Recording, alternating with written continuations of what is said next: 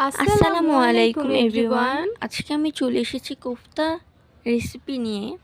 তো এই কোফতাটা সবাই পছন্দ করেছে বাসার। তো আমি ভাবলাম আপনাদের সাথেও শেয়ার করি। আপনাদের সাথে শেয়ার না করলে তো আমার কিছু ভালোই লাগে না। যখনই দেখি কিছু ভালো হয়েছে আপনাদের সাথে শেয়ার করতে আমি চলে আসি।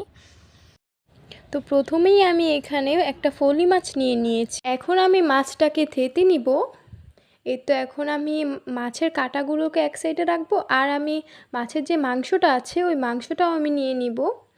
অবশ্যই খেয়াল রাখবেন কাঁটা যেন না থাকে। না হলে কিন্তু খাওয়ার সময় গলায় কাটা লাগবে।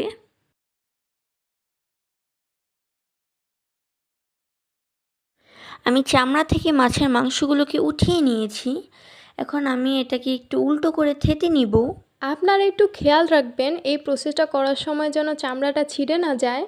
আর এখন আমি আবার উল্টো করে মাছের যে মাংসগুলো আছে আমি ওগুলো একটা চামচ